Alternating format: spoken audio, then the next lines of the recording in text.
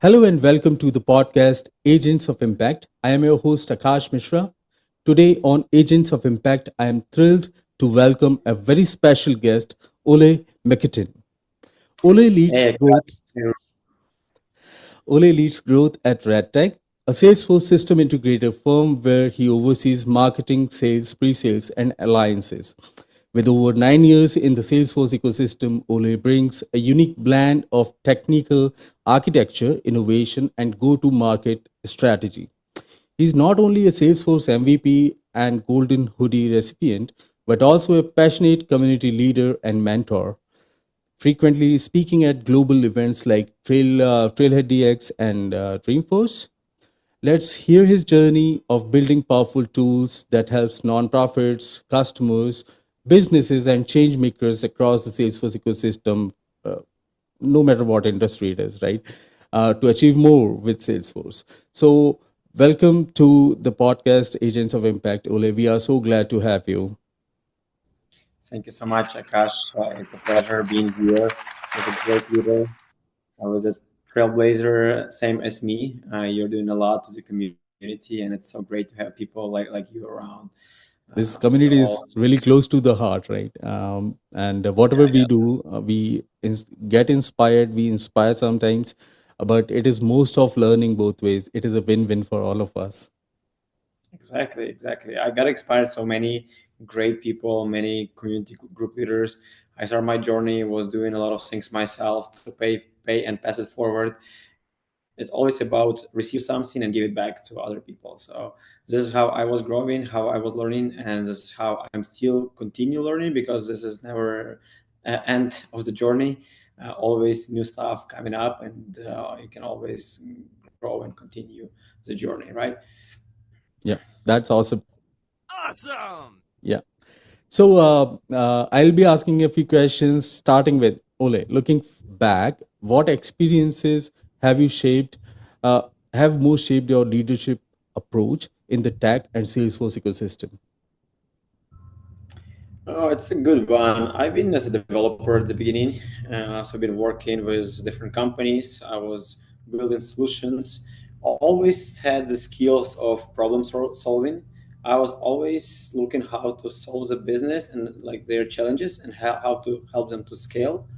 So I was always looking into future-proof solutions, not only like something to do right now here, but also to understand the future goal, like how it can be scalable, what else. So that's why I was always looking into architecturing, how to design it in the right way and not to rebuilding it every time. So that's why I think like this was the beginning. But after that, I was always like passionate about some leadership skills and like organizing community events. I was started up the community group in Lviv, Ukraine, where I was leading a developer group first.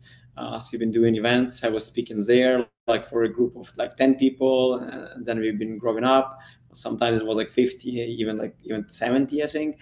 So it was great journey for me, like to grow up my leadership skills, a bit of network, organizational skills, and like give back to people. And eventually, I was kind of like feeling that I always want to be close to the customers, be on the customer side. So especially when I moved to the US after the war happened in Ukraine, it was like in 2022. I switched a bit of my role of being just a delivery side to be more on a solution engineering side.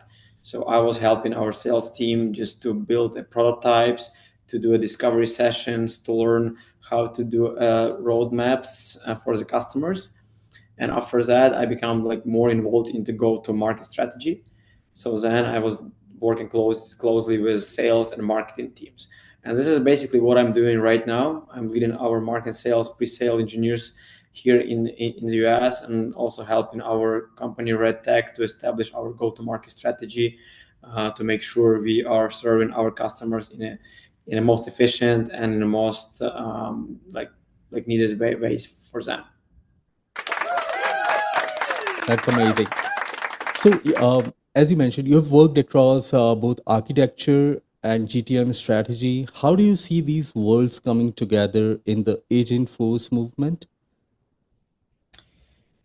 This is kind of like hard because it's like two different skill sets. Sometimes you can be great on your like architecture inside, but you need to understand also business. You need to understand why you're doing this. Also understand how you can position it for those businesses, for customers, because uh, being developer or architect is great, but you need to know how to sell yourself as well. You need to have those skills of communication, soft skills. You need to know how to build a great solutions, a great demos of those solutions. So I was trying to combine between those to get like two legs, to have a bridge between them, because I've met so many great talents, like especially like developers, but sometimes they just like been hard, like having hard time to work with the customers to know why they are doing that. So I was always looking how to build the team and empower people, not just be like like orders executions, but be more like strategic thinking, to know why we are doing that and to have some vision besides that. So that's why I was switching to this role and helping those two teams. Great. So, with Redtag working across multiple industries, what's one standout use case or success story where Agentforce helped scale service without losing the personal touch? Now, Agent Force is a great topic. It's everywhere. So we also trying to be within the trend and going on with Agent Force. I still feel like people and companies still trying to understand where to apply it, how to use it, like what is the ROI for that, and how it should work. But we as Redtag, we already like implemented a couple use cases. Like first of them was about service side, service component. So we implemented Agent Force for a company who was in a manufacturing vertical. So they were like producing some kind of equipment, and they had quite a lot of customer support requests. It was a couple of hundred a day. Some of them was about their shipments, about some delays, some small like issue questions that they could resolve themselves by providing the data to the customers. For example, like shipment information could be provided right away, or some troubleshooting like recommendations and so on.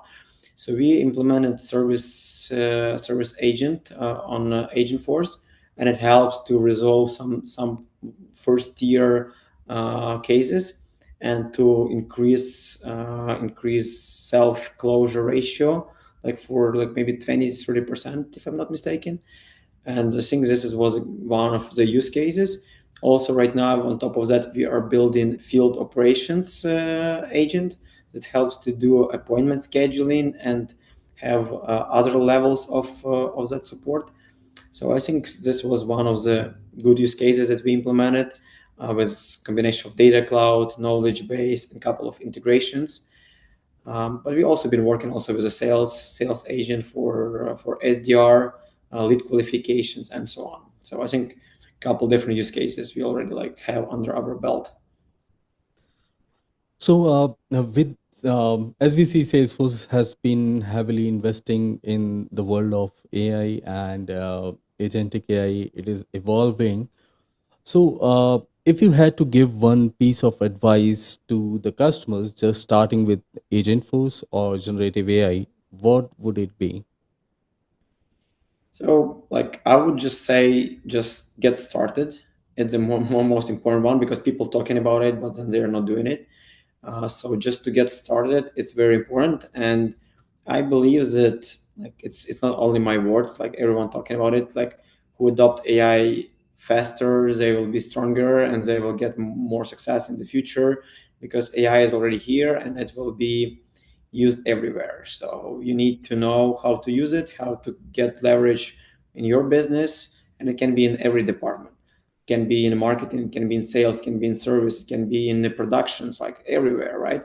So you just need to know how to use it, build some use cases, ROIs, and start with the data. Data is important. I think Salesforce is saying data is a new gold. A lot of people trying to fight for data. So just try to make good structure of your data, clean it up, just make everything in order, and step by step start with small AI implementations. Like start with small one, and step by step you will get to the point that you will be very much on AI. So this is how it works. You are also a leader in Redtag, right? I have a very strategic question about to ask about how you help your team or how you advise your team to be AI ready or to build those agent force skills within your company. So do you mean to use it ourselves, or how we recommend to To use for our implement, company? to learn and implement that for your customers, how do you train your internal resources to be ready with that skill set?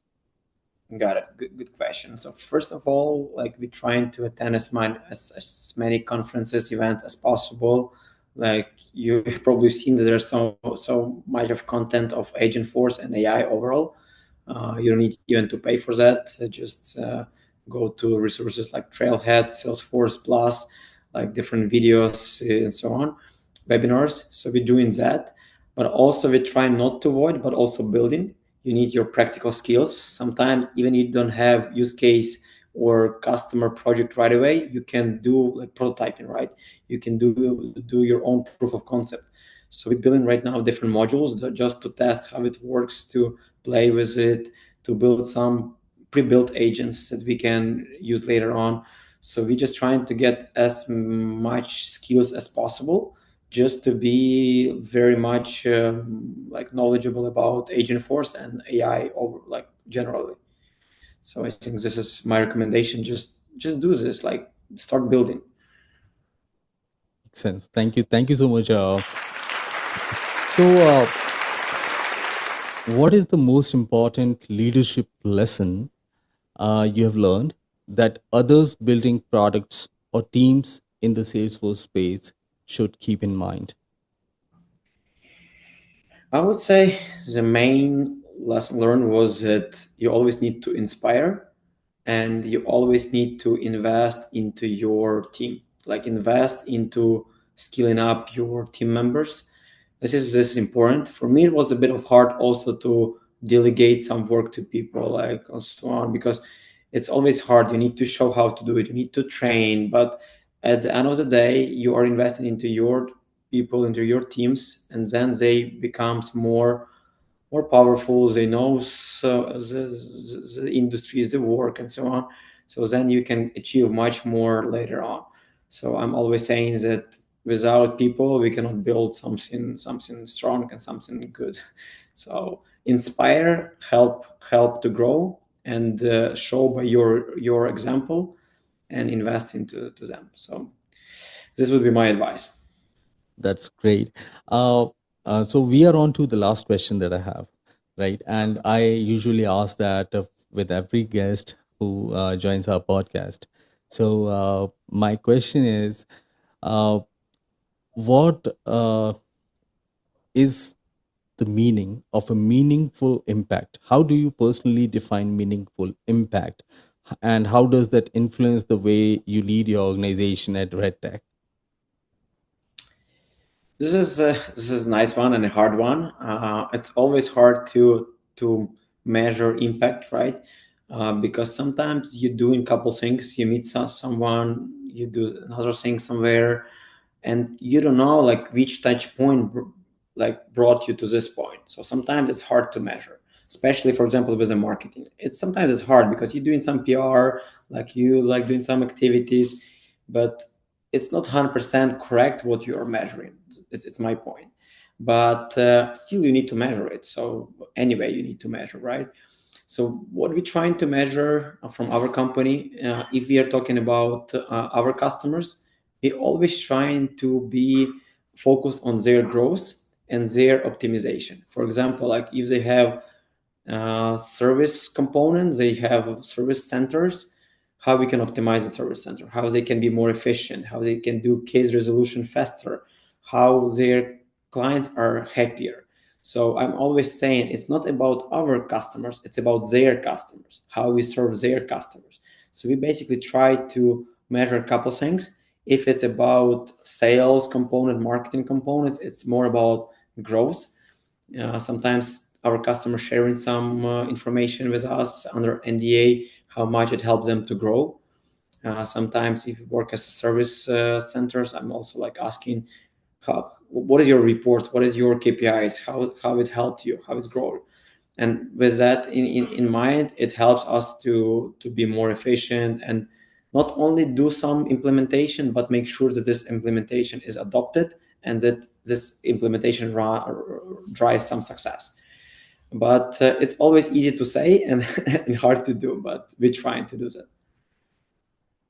Wow. So amazing. And that's the wrap of the episode of Agents of Impact.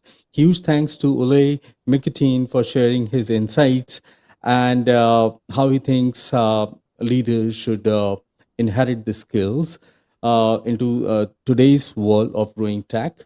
Thanks, Oleh, for sharing your thoughts on scaling services with purpose, the future of Agentforce, and what it means to lead with impact in the Salesforce ecosystem. If you have enjoyed the conversation, don't forget to subscribe, leave us a review, and share it with your fellow trailblazers. Until next time, keep driving impact one conversation at a time. Thank you so much. Thank you.